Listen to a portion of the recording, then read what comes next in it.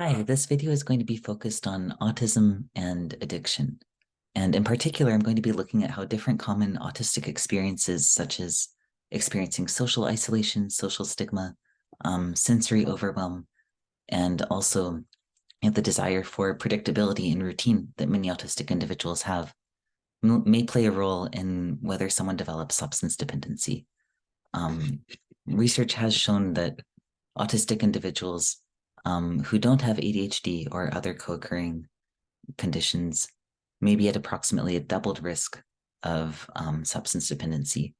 And for people who are multiply neurodivergent, such as those who are autistic and also have ADHD, the likelihood of having substance dependency is actually quite a bit higher. Um, I think one of the first areas that could explain this correlation is social anxiety and stigma. We know that around 84% of autistic people also have anxiety. And unfortunately, the statistic makes sense given how frequently autistic people experience bullying, social isolation, and just generally messages from society that there's something wrong with their communication style. So one potential link between autism and substance dependency is that an autistic person who has social anxiety and has experienced a lot of this stigma and isolation may feel more relaxed if they are drinking, for example. They may find that substance use quiets that social anxiety a little bit and helps them not overthink as much, or just helps them feel more socially comfortable. Um, One conjecture that I have, although I've never actually personally been to a bar or a party where where many people are consuming alcohol or other substances, I would guess that in those settings, if many people are intoxicated to some degree, the social rules may also simplify a little bit. Um, Someone might not only feel less anxiety in themselves, but they may also feel like other people are loosening up, becoming more direct, which can definitely be helpful for autistic people who often feel like we have to spend a lifetime navigating or reading in between the lines of what people are saying. They might feel like people are becoming more affectionate, and generally that people are not judging or picking apart little perceived social mistakes that they are making. Another potential link between social anxiety, uh, autism, and alcohol use specifically could be related to neurotransmitters. So, autistic individuals are found to generally have lower levels of GABA, or at least differences related to GABA. GABA is a neurotransmitter that promotes calmness, relaxation, reduction in anxiety, and may also impact other mental processes such as visual processing. And autistic individuals have lower levels of this. And simultaneously, alcohol can lead to, or alcohol consumption can lead to increased GABA levels. Likewise, when autistic individuals were given a GABA supplement, it was found that their visual processing became more similar to to that of non-autistic individuals. So it could be again that using alcohol becomes a way for people to self-medicate. Although GABA can be found in other sources as well, like magnesium and B6. It's not, sorry, these foods can lead to an increase in one's GABA's level. So alcohol is not the only way that one can increase GABA levels. The I imagine that this may also be a more pronounced effect if someone is autistic and doesn't know that they're autistic. I think that oftentimes if you don't have a framework for understanding what's different about you, or finding a community or understanding how to accommodate yourself, it can be really difficult and really isolating. And so people might go with whatever coping strategy they find that does seem to help, even if it's not beneficial in the long term. Another key area could be escape from pain and sensory overwhelm. As discussed, a lot of times autistic individuals have had experienced bullying, isolation, trauma, and quite a few other really difficult experiences. So if someone is in significant pain, substances may seem to offer an outlet or an escape from that. And I think one really specific area of pain could be sensory overwhelm. So if someone is experiencing sensory overwhelm due to a crowded event or just constantly throughout their life, if they haven't really been given the support or resources to alleviate that sensory overwhelm, substances or alcohol may sort of dull the intensity of that overwhelm a little bit. One research article that I found particularly interesting is that sensory seeking, so someone who's sort of craving sensory input, can also be linked to increased alcohol consumption. And I'm not sure if that's because the alcohol consumption itself provides a sensory experience that satisfies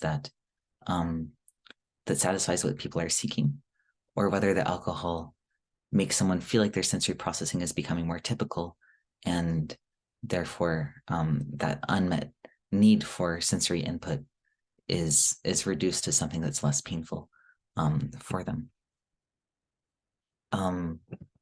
Another area in which substances may be used to self-medicate for unsupported neurodivergent traits could be mental focus and executive functioning. So some substances, especially stimulants or drugs like cocaine, may help people gain temporarily a better ability to focus. So if someone feels like they're constantly not focusing enough, and if they feel a lot of pressure regarding this, if they were to try a substance that increases their focus, that could potentially increase their desire to try it again, and in some cases may form a dependency. One potential link between autism and addiction that I haven't looked into as much, but I think could be an interesting possibility, is that it's possible that autistic individuals may genuinely react differently to certain substances on average. We know that autistic individuals often have unique reactions to medicines used in anesthesia, to other medications as well. And so it's possible that there are some substances that genuinely create, on average, a higher high or a increased feeling of euphoria for autistic individuals. And if that's the case, that could also be a potential link. If these substances are generally prone to misuse or overuse, and if they're impacting someone even more powerfully than they typically do, that could potentially explain why the person might be more likely to develop a dependency on it. I think another potential area of linking autism to substance use could be a fondness for routine. So in my own case, I've not consumed alcohol or substances throughout my life, but I have been prone to behavioral addiction. So work addiction, in my case, I work a lot and have a really difficult time managing that at all. And there's also other behavioral addictions that people might have, such as gambling, shopping, internet use. I think that can also be a really significant one.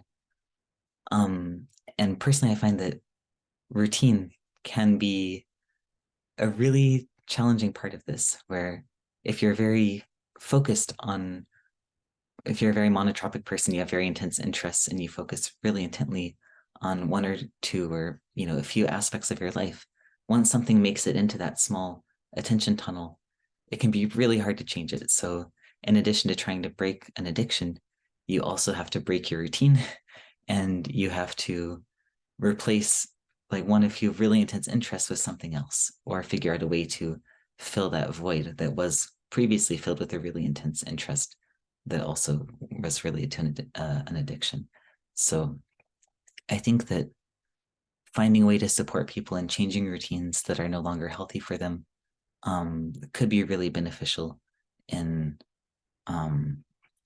alleviating substance dependency as well. One other potential way that routine may be linked to substance dependency, and this is again a little bit more of a conjecture, but if someone's routine is associated not specifically with the actions they're taking, but the feeling that results.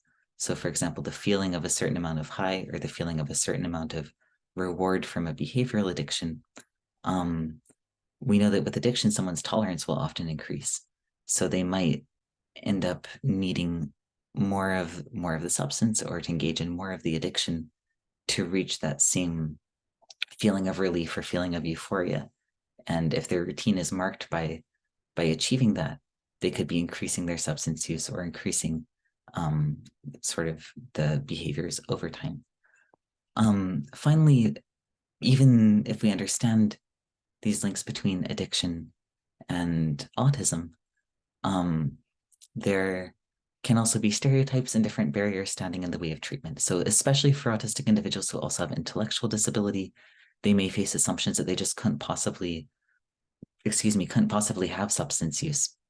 And of course, if someone's not being recognized as potentially needing help or support in a certain area, then that's a huge barrier to receiving that support if it's not even recognized as a possibility. Likewise, if someone does seek out a treatment center, in some cases, they may not have the sensory accommodations needed. There could be new people in a very unpredictable environment. We know that autistic people and non-autistic people, generally speaking, have different communication styles. So if differences in communication style aren't supported, they may not feel like they're as understood as they could be, or they may not be able to benefit as much from the treatment as they would if it was more tailored to all different communication styles. And also, if someone has a relatively more autism-specific cause for the substance dependency, like sensory overwhelm, if that's not really addressed, and if they're not given alternative supports to self-medicating, then that could be also a barrier to treatment. So my hope is that over time, we'll see more information on how to better support autistic individuals with substance dependency, and just generally learn more about this area. So thank you for listening to this video, and take good care. Bye.